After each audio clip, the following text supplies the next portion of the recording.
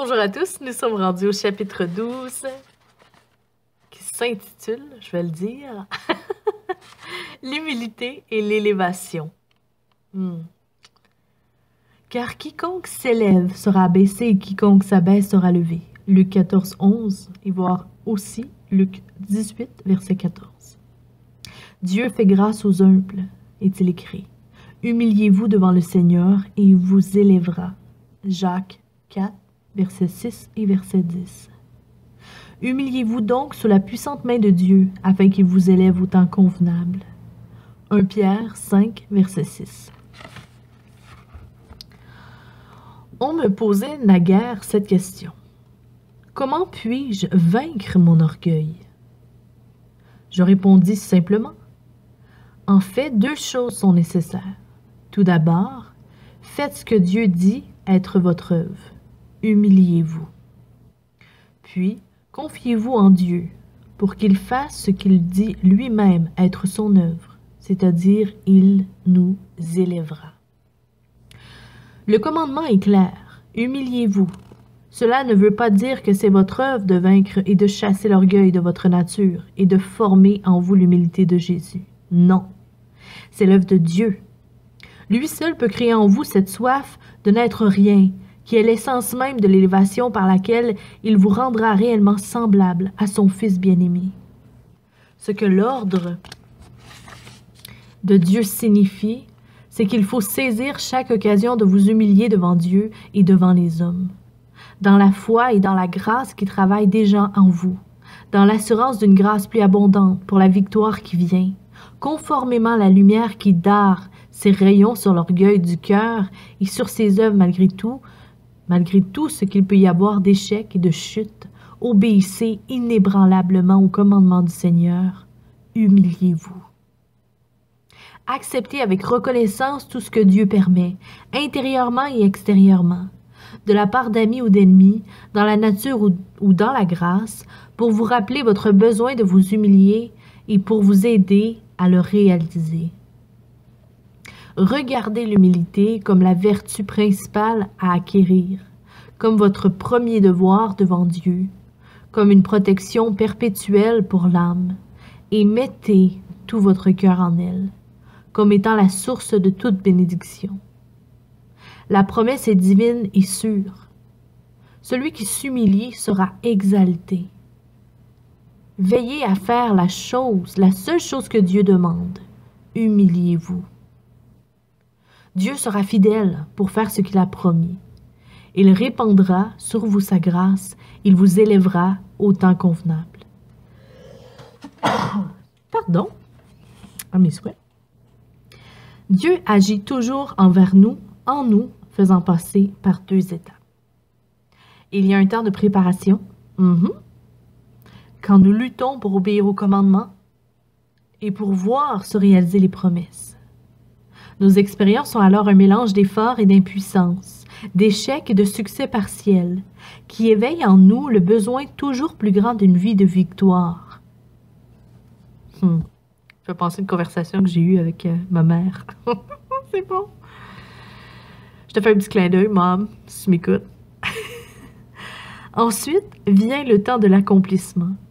Quand la foi entre en possession des grâces qu'elle a si longtemps cherché à obtenir, l'attente vient d'abord et l'accomplissement vient ensuite. Nous voyons invariablement cette loi à l'œuvre dans la vie chrétienne prise dans son ensemble, mais aussi dans la recherche de chaque vertu envisagée séparément.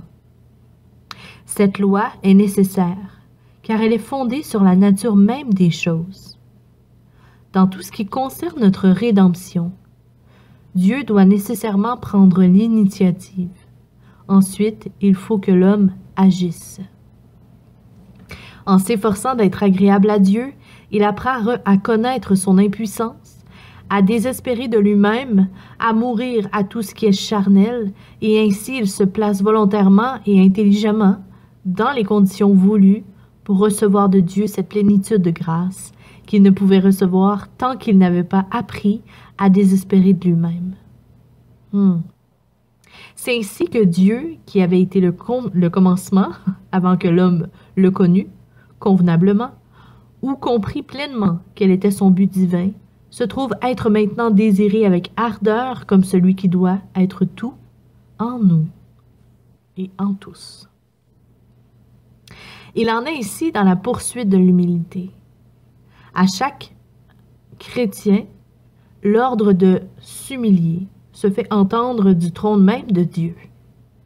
Si nous nous efforçons sérieusement d'écouter et d'obéir, nous serons récompensés. Oui, récompensés par une double et pénible découverte. Wow, il est tellement remarquable ce livre-là. Nous découvrirons d'abord la profondeur de l'orgueil qu'il y a en nous, ainsi que le peu de désir que nous avons de nous compter et d'être comptés comme n'étant rien dans le but de nous soumettre totalement à Dieu. Ce sera une découverte très douloureuse, car nous sommes loin de soupçonner tout l'orgueil qui se cache dans nos cœurs.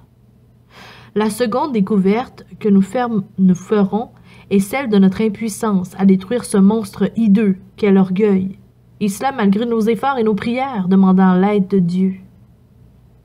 Heureux l'homme qui apprend alors à mettre son espérance en Dieu et à persévérer dans des actes d'humiliation devant Dieu et devant les hommes, malgré la puissance de l'orgueil qui l'habite.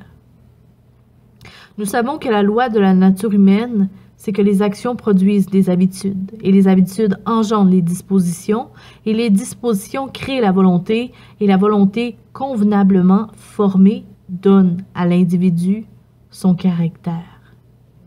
Il n'en est pas autrement dans l'œuvre de la grâce.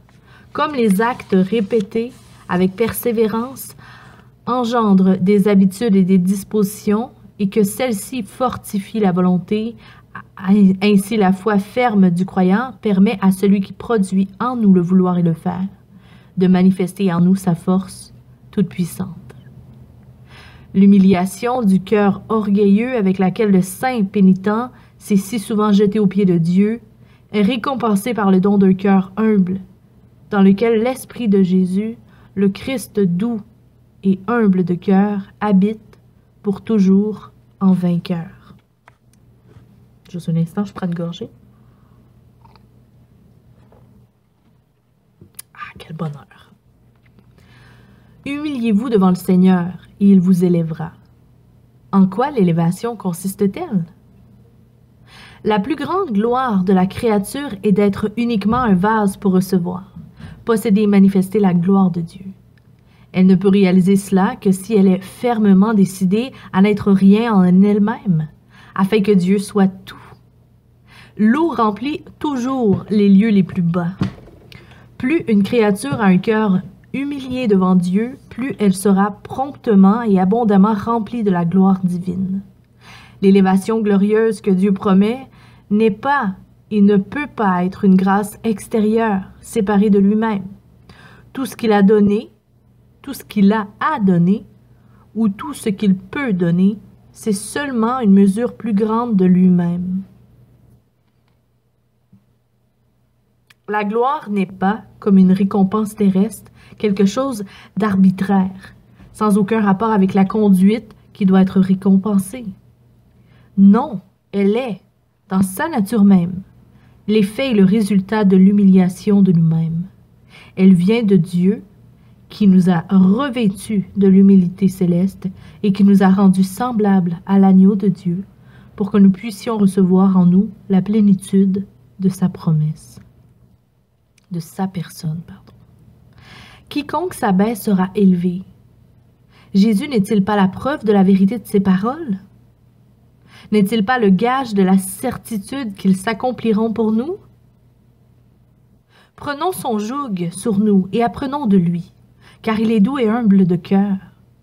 Si seulement nous voulons nous donner à lui, comme il s'est donné pour nous, et à nous, nous serons un même esprit et un même cœur avec lui, et nous nous trouverons sous le même joug. Quand nous entrerons plus profondément dans la communion de son humiliation, soit en nous humiliant nous-mêmes, soit en prenant sur nous les péchés de nos semblables pour nous en humilier, nous aurons alors la pleine assurance que l'esprit de son élévation, l'esprit de gloire, reposera sur nous.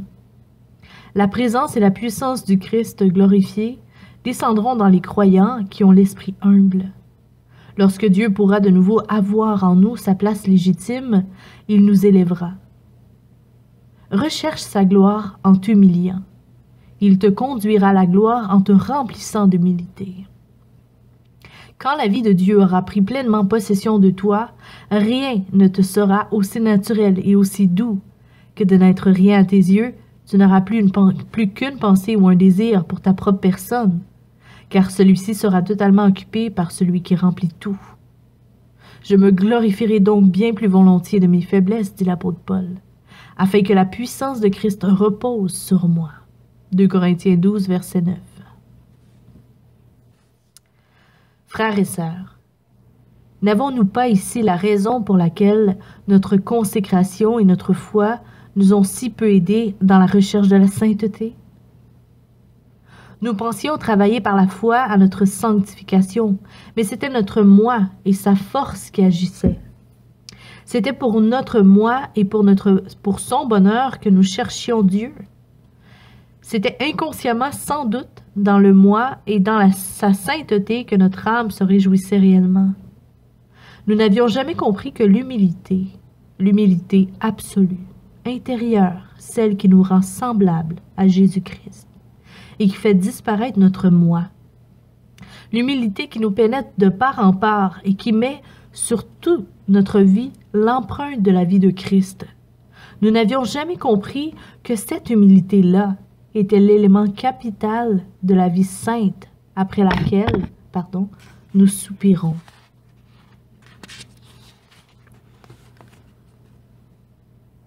C'est seulement quand je trouve Dieu que je me perds et que je renonce véritablement à moi-même.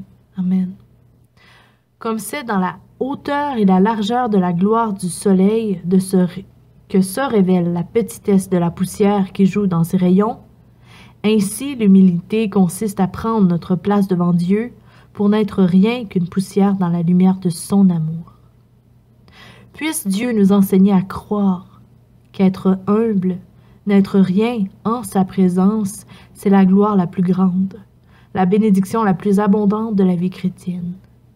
Il nous dit « J'habite dans les lieux élevés et dans la sainteté, mais je suis avec l'homme contrit et humilié. » Isaïe 57, verset 15. Le souhait de mon cœur, mes chers lecteurs, c'est que vous vous revêtiez d'humilité, car Dieu résiste aux orgueilleux, mais il fait grâce aux humbles. 1 Pierre 5, verset 5.